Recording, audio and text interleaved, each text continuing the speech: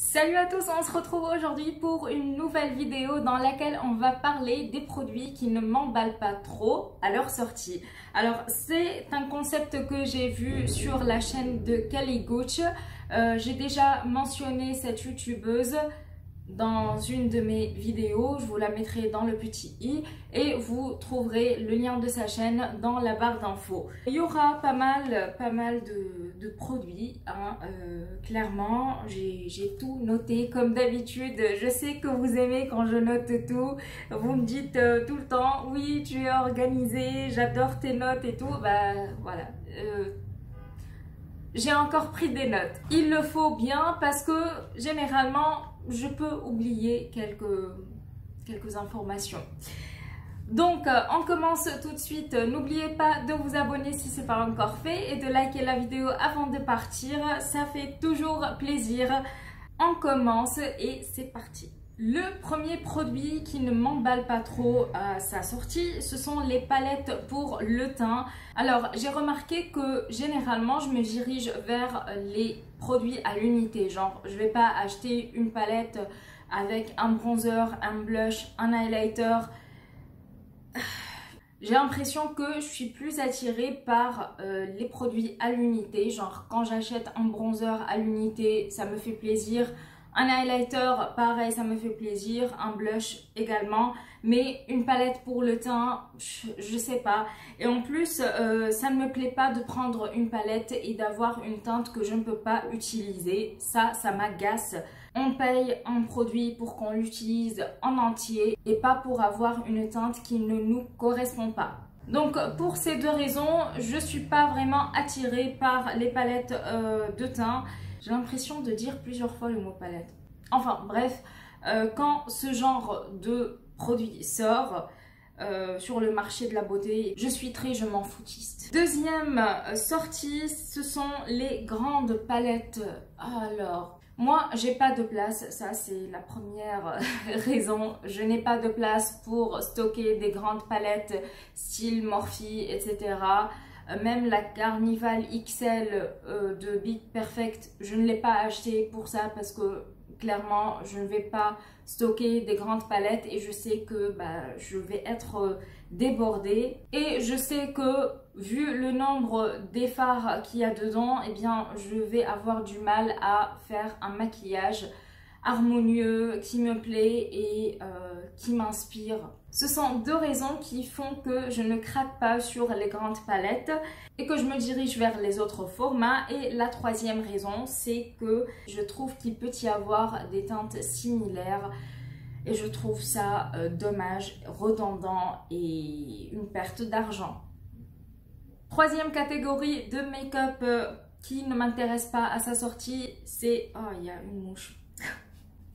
C'est les eyeliners. Alors, je sais pas pour vous, mais moi, généralement, quand je vois un eyeliner, je ne vais pas m'extasier dessus. Vous voyez, genre, je me dis, non, mais ça, il me le faut, c'est un eyeliner et tout, nanani, nanana. Pour moi, c'est un eyeliner, il fait son job. Tu peux faire ton trait, il marche très bien, il ne bave pas, il ne sèche pas trop vite. C'est tout, c'est tout. Enfin, on n'a pas besoin de 36 000 eyeliners, sauf si vous êtes collectionneuse et je peux le comprendre, mais pour ma part, avoir 2-3 eyeliners pour pouvoir faire la rotation, ça peut suffire. On passe à la quatrième catégorie et je vais parler des sticks de contouring et highlight. Je pense qu'il y a pas mal de personnes qui n'utilisent plus ce genre de produits. En tout cas sur YouTube, je vois pas vraiment beaucoup de personnes qui utilisent les sticks, sauf quand il y a eu la sortie des produits de chez Fenty. Mais sinon, bon, c'est un truc qu'on a un petit peu dépassé. Il y a encore des personnes qui utilisent ces techniques, mais pour ma part, je n'utilise pas du tout des sticks de contouring et highlight. Je me dirige souvent vers des produits en poudre, je me suis habituée à ça. Et même quand j'applique par exemple un highlighter liquide ou un blush en crème, j'ai du mal parce que je fais mon teint, je le poudre et après j'oublie de mettre mon blush parce qu'il est en crème. C'est plus une question d'habitude, je vous le dis, je n'ai rien contre les sticks de contouring et en plus je crois que pareil comme les eyeliners, si vous avez un stick de contouring qui marche et qui fonctionne bien, je ne vois pas pourquoi acheter 36 000 sticks de contouring. Vous comprenez comment je raisonne? Ce sont des produits basiques entre guillemets, sauf s'ils créent une technique, une nouvelle technique qui sort de l'ordinaire des autres sticks qui existent déjà. Ensuite, on a les mascaras. Les mascaras, je suis pas emballée par la sortie des mascaras. Je me dis tout le temps, ah ouais d'accord, ok, bon, parce que on a eu des brosses, on a des grosses brosses, on a des petites brosses, on a des brosses en picot, on a des brosses en je sais pas quoi. Enfin, on a beaucoup de choix en matière de brosses, de mascara. Donc quand je vois un mascara sortir sur le marché, je me dis ouais ok bon next. Je vois pas qu'est-ce qu'il a de mieux que les autres, sauf s'il apporte de la longueur, de la courbure et du volume. Next, alors je vous ai dit que j'ai pas de palette dans cette vidéo, je ne sais pas si je l'ai déjà dit, mais pour moi les palettes dans les tons nude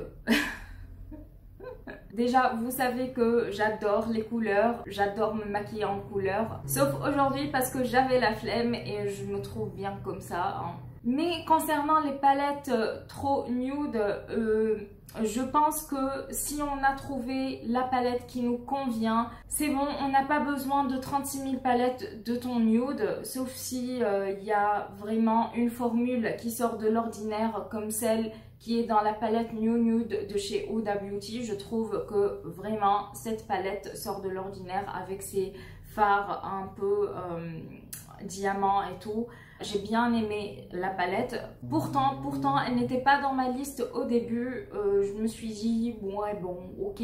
Déjà que je suis pas fan des tons un peu violets, rosés dans les palettes.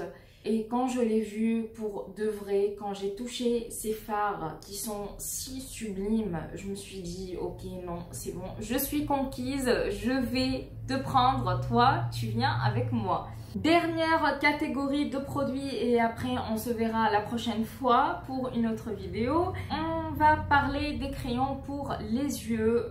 Bon, je suis pas quelqu'un qui utilise tout le temps des crayons dans la muqueuse supérieure ou inférieure. Honnêtement, j'ai la flemme. Voilà, je me maquille vite fait, tac, tac, tac. Je peux mettre des heures dans un make-up des yeux, des fards et tout, mais mettre du crayon dans ma muqueuse supérieure surtout, ça me chatouille, ça me fait flipper.